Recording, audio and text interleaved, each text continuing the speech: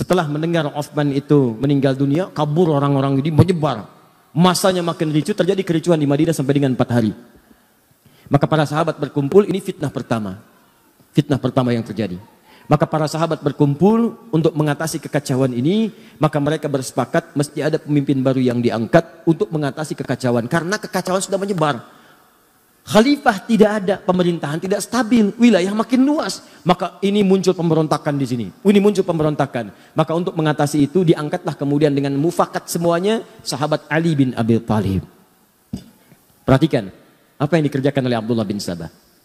Begitu Ali diangkat, dia gerilya lagi. Ini yang kita nantikan. Ini yang paling hebat. Saat yang bersamaan, dia juga masuk ke wilayah-wilayah sahabat-sahabat dari keluarga Utsman bin Affan, Bani Umayyah. Di Bani Umayyah itu siapa saja? Banyak. Ada Muawiyah, ada Amr bin As, ada yang jadi gubernur di Damaskus di Syria. Masuk info pelan-pelan dari bawah. Kalau Ali sengaja tidak menolong Utsman supaya Utsman cepat meninggal dan digantikan oleh Ali bin Abi Thalib. Masuk fitnah lagi. Tuh lihat bagaimana hembusannya tidak berhenti sampai di situ. Begitu wafat diangkat Ali sibuk menyelesaikan pemberontakan. Padamkan ini, padamkan itu, padamkan ini. Sementara Abdullah bin Sabah melihat seperti itu, dia melihat, ini kalau begini terus peluang saya habis dengan kelompok-kelompok saya. Maka dia masuklah kemudian lewat orang-orang terdekat dari kalangan sahabat, termasuk istri Nabi SAW, Sayyidah Aisyah. Dia masuk ke Talha radhiyallahu ta'ala anhu. Dia masuk ke Zubair, itu Zubair radhiyallahu ta'ala anhu. Masuk ke wilayah sahabat. Terutama masuk ke wilayah sahabat yang dekat hubungannya dengan Utsman bin Affan, klan Utsman, sampai ke Bani Umayyah. Mereka katakan, perhatikan tuh, Ali itu memang benar-benar sibuk dengan kekuasaan sampai lupa menghukum kisos orang yang telah membunuh Utsman bin Affan. Sebetulnya masalah gampang, kalau ini dikisos selesai masalah. Tuh lihat cara berpikirnya. Padahal pemberontakan itu sudah banyak pada saat itu. Maka ketika infiltrasi yang buruk ini masuk, disebarkan isu, maka menyebar kemudian. Jadi panaslah kalangan-kalangan itu. Datanglah perwakilan mereka kepada Ali bin Abi Thalib. Mengatakan, Ali, ini sudah berlalu, kenapa belum dikisos mereka? Kata Ali, sebentar. Ini kan yang datang masa. Masa ini harus diteliti satu-satu. Harus ada bukti yang jelas, berikan saya waktu. Begitu menyampaikan demikian, tak puas semua. Nggak bisa, ini nggak bisa. Disulut lagi dari bawah. Sampai terjadi kemudian perang Jamal. Perang Unta. Diprovokasi, masuk kemudian ke lingkungan para sahabat yang lainnya. Ingat teman-teman sekalian, para sahabat itu mulia, udul. Jangan katakan apakah para sahabat mudah terprovokasi, bukan. Karena cara pandang sahabat bukan provokasinya, cara pandang sahabat pada hukumnya. Sebagian mengatakan kalau salah, ketahuan harus segera dihukum. Mereka tahu yang salah si fulan, tapi Ali berpendapat buktinya perlu jelas dulu. Kan sekarang juga 2 alat bukti yang jelas, demikian kan?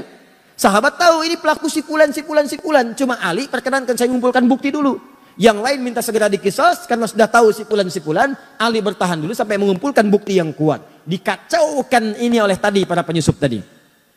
Maka diprovokasi, kalian sahabat Nabi, kalian orang mulia, ini nanti akan diminta pertanggungjawaban oleh Nabi. Kenapa tidak dihukum? Tegur Ali sampai terjadi perang Jamal. Jamal itu unta. Karena peperangannya pada dipimpin oleh Sayyidah Aisyah menggunakan unta.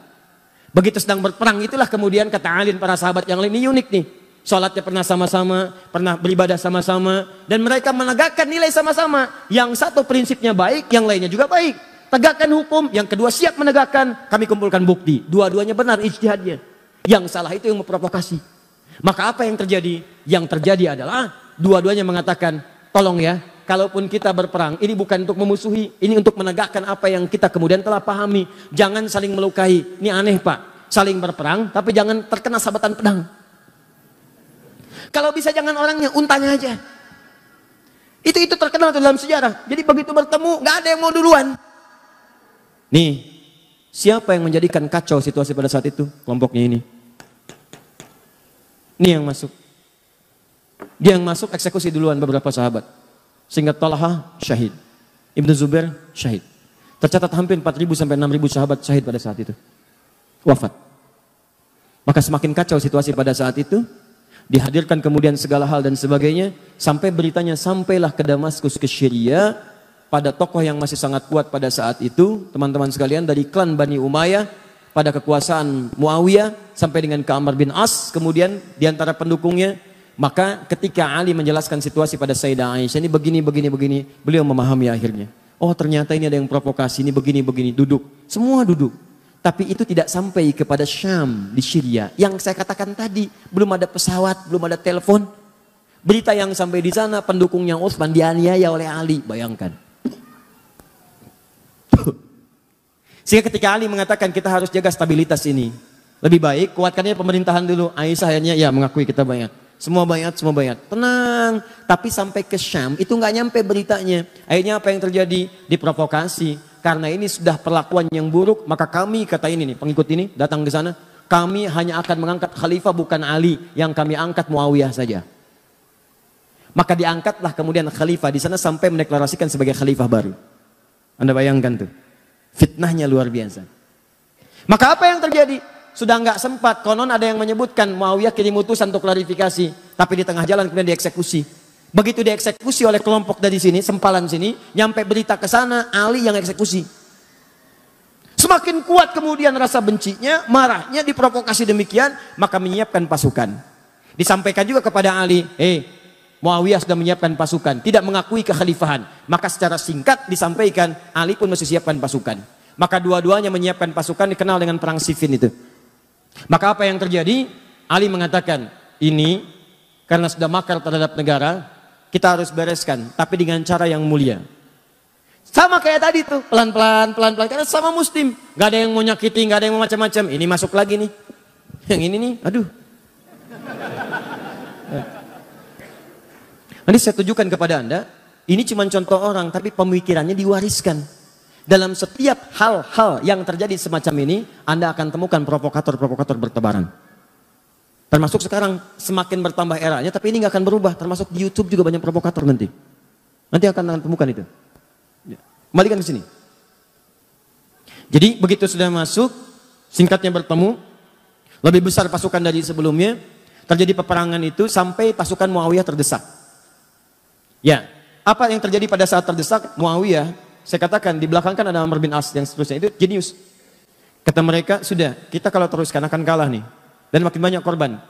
Gini aja, supaya duduk sama-sama diskusi, duduk dengan baik, maka kita lakukan tahkim. Tahkim itu tombak Al-Quran, ya. Kemudian bukan ditombak untuk menunjukkan sesuatu yang kotor, bukan. Maksudnya untuk berhukum dengan hukum kitabullah. Kenapa menggunakan tombak? Karena mudah diangkat begini. Kalau ngangkat orang kan belum ketahuan apa maksudnya. Begitu dipanah dari belakang meninggal, repot lagi. Maka yang diangkat Al-Quran begini semua berbaris di belakang Muawiyah. Ketika berbaris diangkat kemudian mushaf. Saat diangkat itulah kemudian Ali mengatakan, tidak itu siasat, saya tahu itu siapa yang bikin. Karena Ali kenal Amr bin As. Tanya dulu mereka, kalau mereka ingin tahkim, mereka harus menyerah dulu. Mereka harus menyerah. Kalau sudah menyerah, baru tahkim. Karena situasinya sedang demikian kacau. Kalau tidak menyerah duduk sama-sama, maka mustahil bisa diskusi dengan baik. Ini Ali. Wah, ketika Ali perintahkan, terus dorong mereka sampai mereka menyerah. Maka yang satu golongan mengatakan, Ali kamu nggak benar nih. Dalam fikih perang, kalau sudah ada yang tahkim mengangkat Al-Quran, hukum dikembalikan kepada Allah, nggak boleh kita serang. Maka orang-orang ini langsung keluar dari barisan Ali.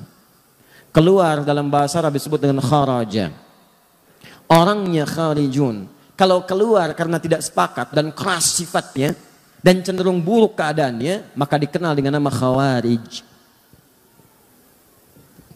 Maka muncullah kemudian orang-orang golongan ekstrim baru. Dia mengatakan, lihat nih, Ali menyimpang. Kafir nih Ali. Kafir. Anda bayangkan tuh. Siapa mereka dibanding Ali? Ali itu menantu Nabi. Jaminan surga. Pemuda paling hebat, paling setia. Nyawanya dikorbankan bahkan untuk risalah Islam, bahkan untuk Nabi. Dalam peristiwa Isra Mi'raj, itu cuma ada 3 orang di rumah itu. Begitu akan berangkat kata Nabi, Ali, kamu tidur di tempat tidur saya ya. Saya dengan Abu Bakar akan hijrah. Kamu yang gantikan di sini. Itu tahu tempat tidur Nabi itu. Itu yang jadi tujuan. 100 orang pemuda pasukan khusus sudah ngintai, taruhannya nyawa. Ali masih muda, Abu Bakar sudah sepuh. Dengan Nabi mau berangkat. Apa kalimat Ali? Bala ya Rasulullah. Siap. Siap. Dengan nyawanya. Tidak pernah tertuliskan di buku sejarah manapun Ali protes. Misal ada kata-kata, ya Rasulullah, jangan saya, Abu Bakar aja yang tuaan dikit. Misalnya, enggak tuh. Ali, Abu Bakar begitu mulia. Teman Nabi, mertua Nabi, sahabat Nabi, hidup dengan Nabi, sehijrah dengan Nabi, wafat dikubur di samping Nabi, mulia. Hati-hati, karena nanti setelah ini akan ada yang mengadu domba dengan semuanya. Perhatikan baik-baik. Wah, Ali begini, Ali begitu, kafir. Ini orang luar biasa nih. Baru belajar 1-2 hari udah nyebut Ali kafir. Kafir, kita keluar dari Ali. Orang-orang ini lagi kesini nih asalnya. Provokasi, Ali kafir nih, Ali nggak benar. Melanggar ketentuan Allah, kafir Ali. Maka keluar dia. Mereka ini termasuk menyalahkan Muawiyah karena berontak kepada Ali. Termasuk menyalahkan Ali karena tidak menyelesaikan itu dengan tahkim. Maka mereka memandang Muawiyah itu kafir, Ali kafir. Kanan kiri kafir. Ini kafir, ini kafir. Hukumnya wajib dibunuh. Ini yang kelak kemudian hari mengincar dan mengintai Muawiyah, Amr bin As, dan Ali bin Abi Thalib. Kubu sana, nih orangnya, Muawiyah, Amr bin As. Ini tokohnya nih, gara-gara dia nih berontak nih. Sini lagi, ini Ali nih, gak mau bertahan dengan hukum Allah. Bunuh, habisi semua. Maka mereka kembali disiapkanlah kemudian eksekutor. Dilihat di mana Muawiyah, di mana Amr bin As, di mana Ali. Maka disiap-siapkan pada satu subuh, direncanakan pembunuhan. Cuma takdir berkata lain. Ali datang ke masjid untuk menunaikan sholat. Muawiyah konon diriwayatkan sedang sakit tidak bisa berangkat. Amr bin As bisa mengelak. Maka gagal pembunuhan kepada Muawiyah dan Amr bin As. Dan Ali kemudian wafat dalam tusukan-tusukan yang telah disiapkan oleh golongan-golongan ini. Kelak golongan ini bertransformasi, mewariskan pemikiran-pemikiran mereka, walaupun kelompok-kelompoknya itu tidak nampak ke permukaan. Sedikit tapi doktrin dia begitu jahat. Pokoknya kalau beda dengan mereka, kafir. Nih. Dan hukumnya bunuh, eksekusi, bom, apapun itu. Mau bom panci, bom kulkas, bom ini, bom itu, pokoknya harus mati. Terus sekarang tuh. Makanya hati-hati ya. Saya ingatkan hati-hati nih. Ini yang saya katakan. Kita masuk kepada intinya. Ini termasuk tantangan dakwah di masa kini. Kalau Anda ikut pengajian, ikut taklim, dikit-dikit orang lain kafir. Dikit-dikit orang lain kafir. Wajib hukumnya dibunuh. Orang tua sendiri kafir. Wajib hukumnya disembelih. Tolong mikir dulu. Pikirkan dulu. Itu orang tua melahirkan antum. Mohon maaf ya, mohon maaf. Quran aja mengatakan, ini Al-Quran loh, Quran surah 31 ayat ke-15. Sekalipun antum ada yang masuk Islam, orang tuanya belum muslim. Antum duluan muslim misal, itu tidak boleh Anda menyakiti orang tua dalam urusan dunia. Dalam urusan akhirat silahkan beda-beda. Kalau diajak boleh nolak. Tapi dalam urusan dunia jangan sekali-kali Anda menyakitinya. Apa kata Allah? فَإِنْ جَاهَدَاكَ عَلَىٰ أَنْ تُشْرِكَ بِي مَا لَيْسَ لَكَ بِهِ عِلْمٌ فَلَا تُطِعْهُمَا. Kalau ada orang tua masih non-muslim mengajak kepada perbuatan syirik, ngajak kamu ibadah lagi seperti mereka, kamu tolaklah dengan cara yang lembut. Jangan ditaati. Lihat. وَصَاحِبْهُمَا فِي الدُّنْيَا مَعْرُوفًا. Tapi selama kamu hidup di dunia, maka perlakukan mereka dengan perlakuan yang indah. Kalau punya gaji lebih, berikan hadiah. Kalau punya makanan, bagi. Kalau punya rezeki melimpah, bagi. Dan saat itulah doakan kepada Allah supaya mereka mendapat hidayah. Tiba-tiba datang golongan ini mengatakan, kamu muslim ya? Muslim. Orang tua kamu kafir tuh, bunuh. Ini yang bahaya. Halal darahnya, tumpahkan darahnya. Ada orang pengen minta pendapat ke pemimpin, datang ke istana.